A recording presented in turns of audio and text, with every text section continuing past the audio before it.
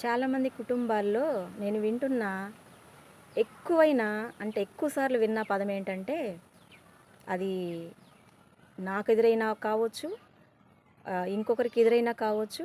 ప్రతి చోట వినే పదం ఏంటంటే ఆఫ్టర్ ఆల్ ఆడదానివి, నువ్వు చెప్తే మేమేనెందుకు వినాలి?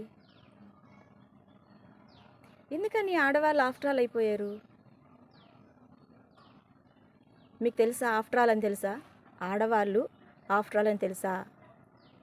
అమ్మ నిన్ను కని పెంచిన అమ్మ ఆఫ్టర్ ఆల్ అని తెలుసా? అది స్త్రీలు అన్నారా పురుషులు అన్నారని కాదు, కానీ పురుషులు ఎక్కువగా తిట్టే తిట్లలో కూడా ఆడవాళ్ళనే వారి శరీరంకున్న మరి అవయవాల్ని వాడతారు. భాషా పరిజ్ఞానంలో గొప్ప పండితులు కదా. నువ్వు అమ్మ కడుపులో నుంచి వచ్చావన్న విషయం నీకు తెలుసా? మరి అమ్మ కడుపులో నుంచి ఎందుకు రావాలి? నువ్వు అమ్మ ఆఫ్టర్ ఆల్ కదా, ఆడది కదా, అమ్మ ఆఫ్టర్ ఆల్ కదా. ఎందుకు రావాలి కడుపులో నుంచి? మీ నాన్న కడుపులో నుంచేరా. పురుషుడు గొప్పవాడు కదా. స్త్రీ ఆఫ్టర్ ఆల్, అమ్మ ఆఫ్టర్ ఆల్, అక్క చెల్లెలు ఆఫ్టర్ ఆల్, వచ్చిన భార్య ఆఫ్టర్ ఆల్, కడుపును పుట్టిన బిడ్డ ఆఫ్టర్ ఆల్.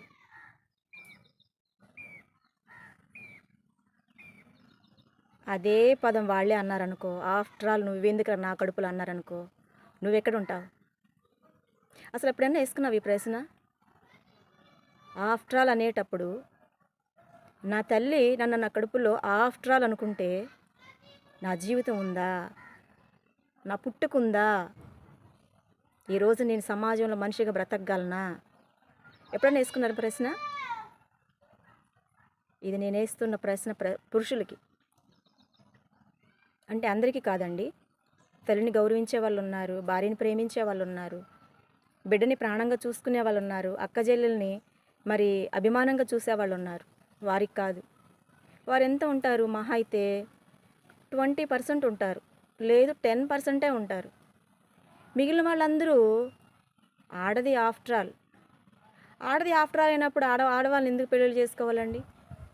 ఎందుకు కాపురాలు చేయాలి? నీ ఇంట్లో ఎందుకు ఉంచుకోవాలి? నువ్వెందుకు అమ్ముడు పోవాలి కట్నం కోసం? డబ్బిచ్చి కొనుక్కుంటుంది కదా ఆడది, మరి నువ్వు వచ్చి కొనుక్కోవచ్చుగా. ఆఫ్టర్ ఆల్, ఆ పదం వెనుక జీవితం ఉంది. మీకు తెలుసా?